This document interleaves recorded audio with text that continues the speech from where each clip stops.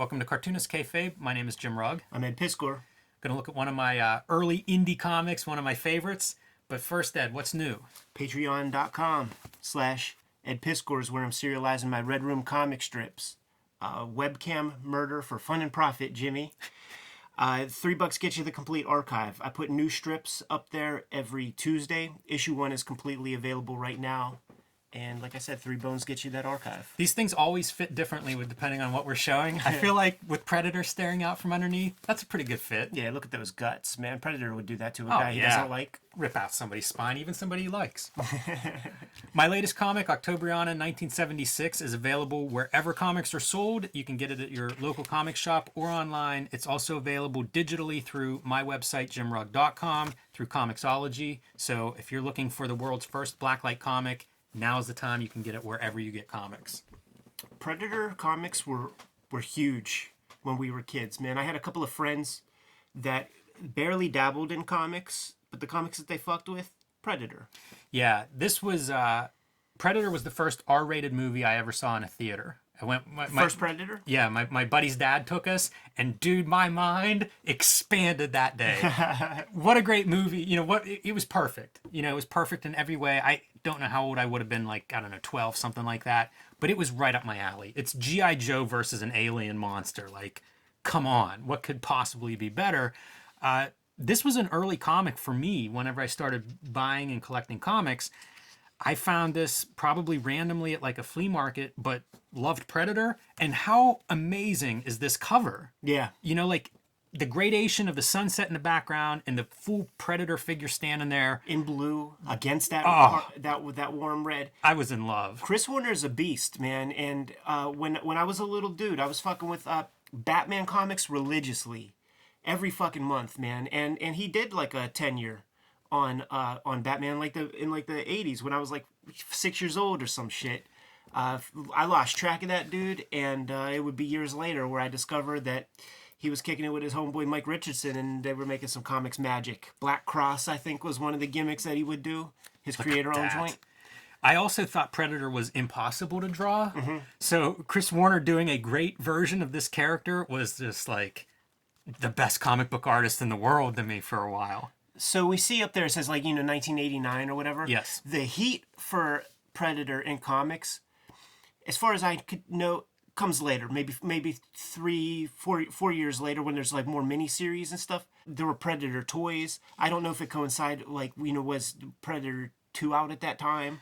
I think this predates Predator 2. I should have looked at the date. I'm sure it does because I saw Predator 2. I'm too young for Predator 1, but I saw Predator 2 at the drive-in.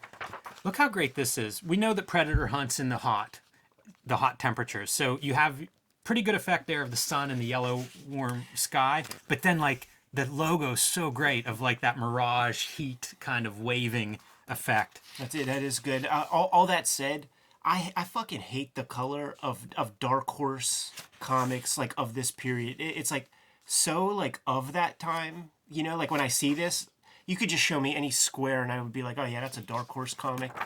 Who's coloring this? Chris Challoner. I don't know that name. I remember Dark Horse was one of the...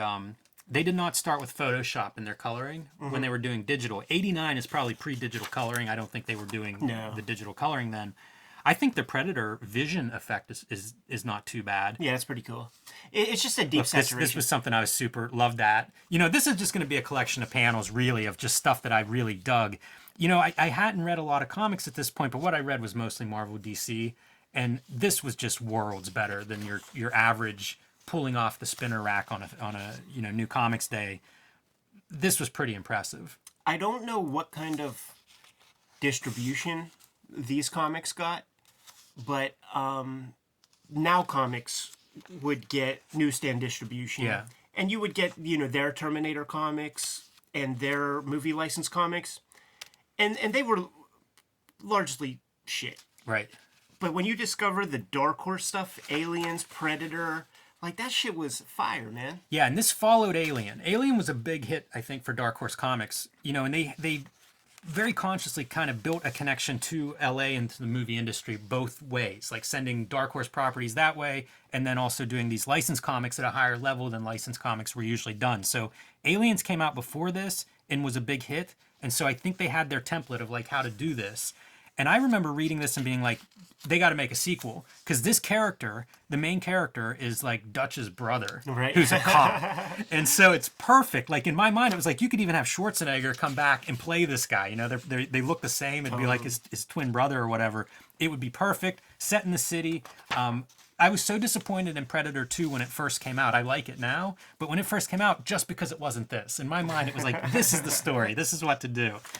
This is pretty good, I think, having the like the Predator showing up just looks amazing, right? Yeah. What a badass. And what a nightmare that has to be to draw.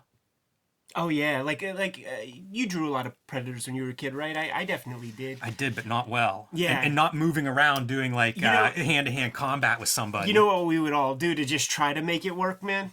Always with the helmet on. Yeah. Never drawing that crazy vagina His face, not an easy thing to do. I wonder if he had reference for that. Pretty cool backups are like history of the character design, Yeah. which is kind of a neat thing. And I like seeing the backup stuff to see like where Dark Horse was at the time. So Roach Mill, something that we'll probably dig into at some point. Ron Randall, Kubert School of that era of Rick Veitch and Bissett and those dudes. Wow, that's interesting. And then this is another Chris Warner piece, American.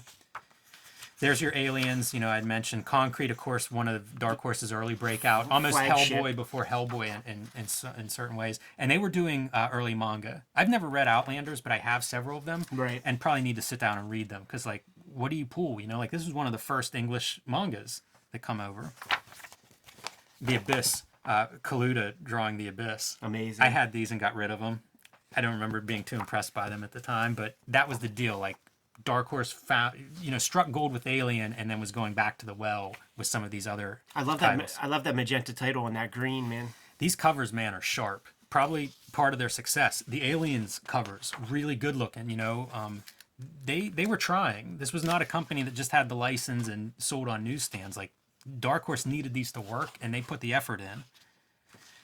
So, end of the first issue, he fights this Predator, gets away with a helmet. Which allows him to kind of see like predators. And then I can't remember if he kills the Predator here. Oh, the Predator tags him. So it starts hunting him, essentially. You son of a bitch. The big story that happens is at some point he kills a Predator.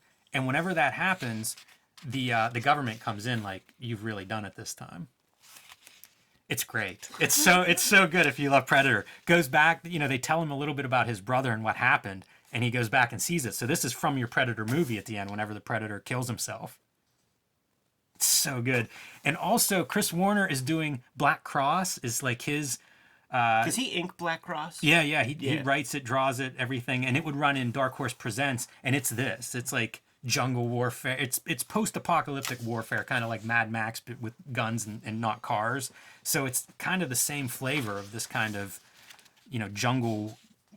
warrior kind of imagery. He's in this jungle. This is where he kills the Predator, and then they shit a brick. I loved all this. There were so many of these panels that I would just copy and try to nail these awesome looking figures. All of this kind of stuff was real impressive to me. Was the figure in motion that Chris Warner would He's good at that. do really well with fights, and then this effect with the Predator I think works well in the comic. Yeah, hard to do. Like you were trying to conceptualize how to do that infrared cloak kind of thing, man. And he always makes sure to get you a money shot in there. Got to do that. If it could bleed, it could die. Got to have that line in there too. So here's the big fight, the big showdown. Stabs him in the stomach. Kills the Predator, man. Kills the Predator. And when he comes back, this guy's like, shit, you're alive? What about the... And he's like, is it my imagination or is your English suddenly improving? And he's like calling way above him and being like, we got a problem. And of course he does. Like, what's the military do now? They know these predators exist. It's not a good idea to kill one. They're all over the place. And now are they going to come back for revenge?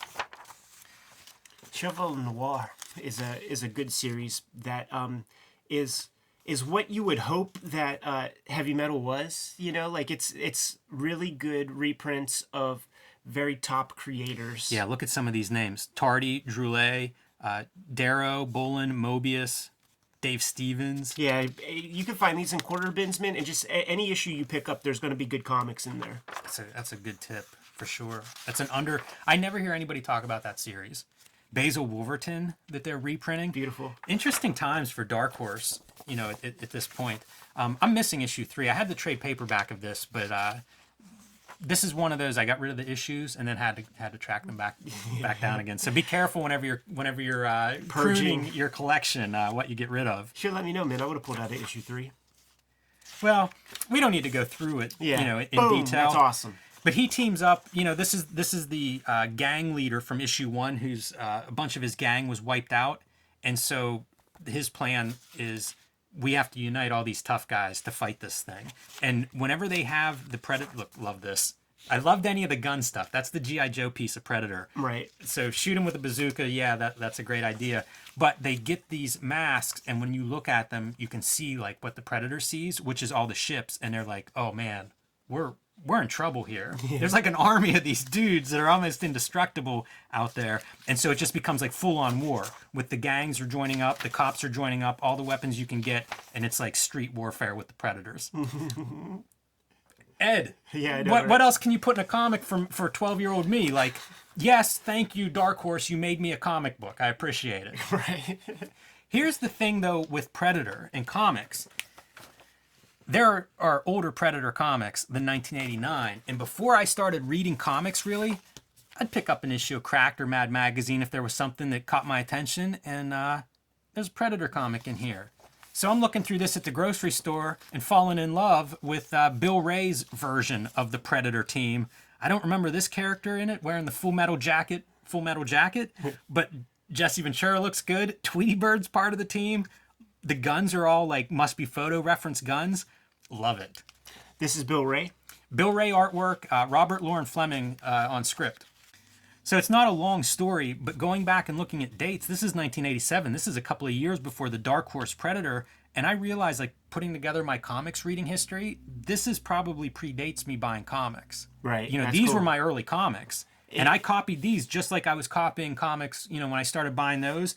You can bet that I'm copying, I love these figures. I like this cartoony figure, like when What The would come out, and you get, like, the beefed up, cartoon version of these characters. I like that cartoon version. That's a good Jesse Ventura. It is a good, yeah, it is. Sexual Tyrannosaurus, I believe. This is your famous scene where they just unload their guns in every direction. And in this version, it's cut down everything but one tree, and that's what Predator's hiding behind. I loved all this, though, man. I was super down with this version. I think it looks really good. It's probably why I like the typeset fonts, probably from reading these kinds of comics. Is this your copy, like from that time period? You held on to it, or you had to find this it? This is one I picked up later, but I do have real distinct memories of all of this stuff. I would copy, like, Schwarzenegger. I couldn't figure out, like, how does this work? Like, that looks like him, but it's not at all, some sort of portrait drawing. Right. Good double lighting. Very Wally Wood in that first panel. Yeah, I was down with all this. Even nailing the super hard to draw Predator face, pretty good version. Also think about the time period that we're talking about, like what very limited reference. Even a VHS, you could put it on pause and watch what happens to your VCR, keeping something on pause where you basically have a break on a motor for even 10 seconds. Watch what happens to your shit. That does make me wonder, like, how they were making this stuff, because this would be coming out like when this movie's in the movie theater. I know they have to get promotional stills or something. Yeah, I'm sure they had inside Starlog magazines or something. Yeah, it's weird. It never occurred to me to think about that before, but because even the Chris Warner stuff, like one of the things I was making note of was the Predator feet, and it's like I don't fucking remember what Predator's feet look like in the movie. Like he had to have something. So.